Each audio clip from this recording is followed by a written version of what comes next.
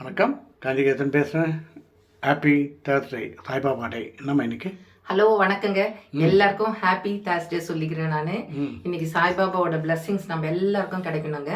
இன்னைக்கு பிறந்த பிள்ளைங்க அத்தனை பேருக்கும், பிறந்த நாள் கொண்டாடுறவங்களுக்கும், இன்னைக்கு திருமண நாள் கொண்டாடுறவங்களுக்கும், வேலை வந்து ட்ரை பண்ணி போனோம் அப்படின்னு நினைக்கிறவங்களுக்கும் நாங்கள் எங்களுடைய வாழ்த்துக்களையும் சாமியோட பிளெஸிங்ஸும் சொல்லிக்கிறோம். எங்களுக்காக நீங்களும் உங்களுக்காக நாங்களும் ப்ரேயர் பண்ணிக்கலாம்.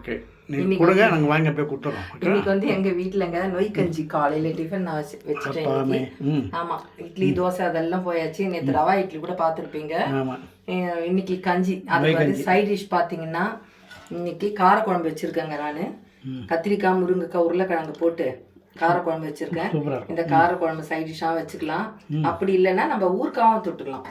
இன்னைக்கு மதியம் கோஸ் பொரியலுங்க. இல்லை கடலைப்பருப்பு உளுத்தம்பருப்பு போட்டுட்டு லைட்டாக தேங்காவை துருவி போட்டு பண்ணியிருக்காங்க கோஸ் பொரியல். இதுக்கு காரக்குழம்புக்கு கோஸ் பொரியல் நல்லா இருக்கும். கூட்டுன்னுவாங்க, ஹெவியாக இருக்கும். பொரியல் ஒரு முறை அதாவது வாரத்துக்கு ஒரு நாள் இந்த கோஸ் சேர்த்துக்கணும், ரொம்ப நல்லது அப்படின்றோம். ஓகேங்களா? சரி, அப்புறம் நம்ம விஷயத்துக்கு போவோமா? அதாவது நம்ம சாப்பிட்றதுக்கு முன்னே யோசிக்கணுங்க.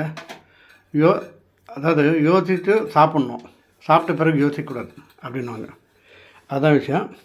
அதிகமாக சாப்பிட்ட பிறகு என்ன பிரச்சனை நம்மளுக்கு வருதுன்னா, கேக்கு, ஐஸ்கிரீம்லாம் நிறைய சாப்பிட்றோம் ஒரு டைமில். இப்போ பர்த்டே பார்ட்டி இல்லை எங்கன்னா வெளியே போனால் சாப்பிட்டு அது ஒரு மாதிரி ஆயிடுச்சுன்னா உடனே என்ன பண்ணால் ஒரு டம்ளர் சுடு தண்ணி குடிச்சிடணும். குடிச்சிட்டிங்கன்னா அந்த க்ரீம்லாம் இருக்குல்ல, எல்லாம் செட் ஆகிடும், அட்ஜஸ்ட் ஆகிடும். அதேமாதிரி மாங்காய், மாம்பழம் இதெல்லாம் கொஞ்சம் ஹெவியாக வெளியே போகும்போது இல்லை யாரா கொடுத்தாலும் சாப்பிட்டோன்னா அதுக்கு ஈக்குவல் என்ன பண்ணணும், ஒரு டம்ளர் பால் சாப்பிட்டோன்னா அது டைஜஷன் சரியாயிடும். அதேமாதிரி பலாப்பழம் சாப்பிட்டிங்கன்னா இப்போ தான் நிறைய விற்கிறாங்க, 1/4 கிலோ 50 ரூபா அப்படின்னு கொஞ்சம் நல்லாவும் கிடைக்குது. அதுவும் சாப்பிட்டா நீங்கள் ஒரு டம்ளர் பால் சாப்பிடணும். பலாப்பழத்துக்கு ஒரு வாழைப்பழம் சாப்பிட்டா சரியாயிடும். ஓகேங்களா? அதேமாதிரி நெய் ஐட்டம், நம்ம கீ போட்டு அது நெய் அல்வா அது இது எதுவும் சாப்பிட்டோன்னா அதுக்கு ஒரு கப்பு லெமன் ஜூஸ் சாப்பிட்டா சரியாயிடும். நான் வெஜிடேரியன் என்விலாம் நிறைய சாப்பிட்டிங்கன்னா கொஞ்சம் சோம்பு மட்டும் போட்டுங்க. அதுதான் நிறைய ஹோட்டலில் பாருங்கள், சாப்பிட்ட பிறகு அந்த பில் கொடுக்கும்போது சோம்பு வச்சு கொடுப்பாங்க. இதுதான் விஷயம். ஓகேங்களா? தேங்காய் கொஞ்சம் நிறைய சாப்பிட்டா மாதிரி இருந்துச்சுன்னா கொஞ்சம் அரிசியை வாயில் போட்டுக்கோங்க, அது டைஜஷன் சரியாயிடும். ஓகேங்களா? அதே மாதிரி நான் சொல்லிக்கிறேன், நம்ம ஆயில் அதிகரிக்க நம்ம சாப்பிட்ற ஆயிலை கம்மி பண்ணிக்கணும். இது நான் கண்டுபிடிச்சதுங்க, வேறு யாருமே சொல்ல, நான் தான் கண்டுபிடிச்சேன். ஆனால் தைரியமாக சொல்லிக்கிறேன், இதுக்கு காப்பி ரைட்ஸ் வராது. ஆயில் அதிகரிக்க நம்ம ஆயிலை கம்மி பண்ணோம் 60க்கு மேலே.